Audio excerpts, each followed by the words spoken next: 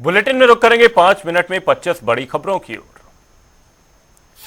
CM Nayab Saini ने mega conclave में किया जीत का दावा, कहा लोकसभा चुनाव में जीत के बाद विधानसभा में जीत करेंगे हासिल। मुख्यमंत्री नायब सैनी ने किया कांग्रेस के झूठ का पर्दाफाश, कहा ज्यादा दिन नहीं चलेगा झूठ, जनता को देना होगा काम का जवाब। मुख्यमंत्री नायब सैनी ने कहा हमारी सरकार कर रही बिना भेदभाव के काम, आज हर क्षेत्र के लोगों को मिल रही मुफ्त बिजली। सीएम ने सोलर पैनल बढ़ाने को लेकर दिया बयान, कहा 1 लाख से कम आय वाले लोगों को देंगे सोलर पैनल, जिससे लोगों की आय में भी होगी वृद्धि। कॉन्क्लेव में दिया बयान, कहा हमारी सरकार में बुजुर्गों का बढ़ा मान सम्मान, बुजुर्गों को दी जा रही 3000 रुपए की पेंशन।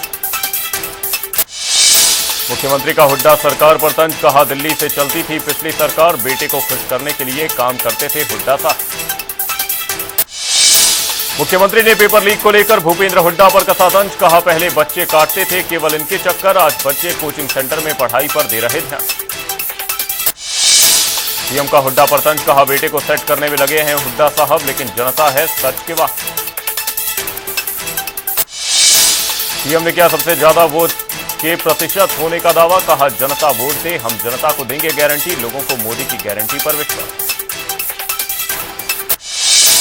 सीएम ने जताया शीर्ष नेतृत्व का आभार, कहा गरीब परिवार के बेटे को बनाया गया मुख्यमंत्री, मैं जनता और प्रदेश के विकास के लिए करता हूं काम।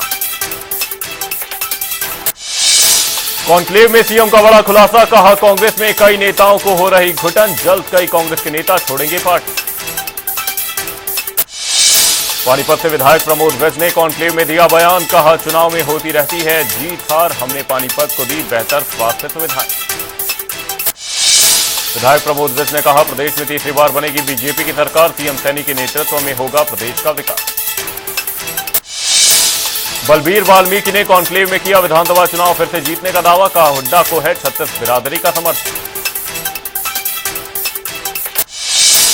बलबीर वाल्मीकि ने कहा हरियाणा में बीजेपी हो रही खत्म, इसराना में कही जीरो विकास की बात।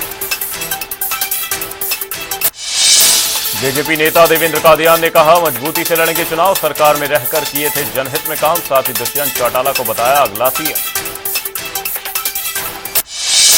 जेजेपी नेता देवेंद्र कादियान ने कहा महिला कॉलेज की मांग नहीं हुई पूरी, साथ ही शहर में नया सीवरेज सिस्टम डालने की भी कही बात।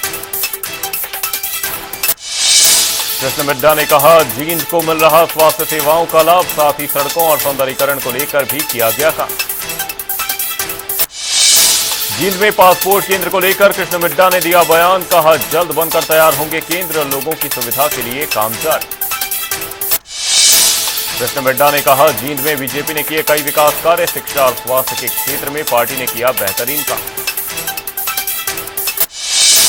लोकसभा चुनाव में बीजेपी की 5 सीटों में हार को लेकर बोले कृष्ण मिड्ढा, टिकट और किसानों के मुद्दे को बताया हार का मुख्य कारण।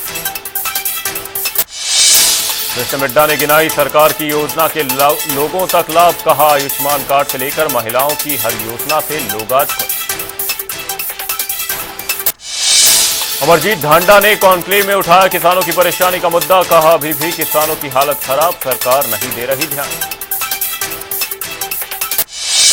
अमरजीत ढांडा ने कहा काम के नाम पर मांगेंगे वोट, गठबंधन के बारे में बाद में सोचेंगे।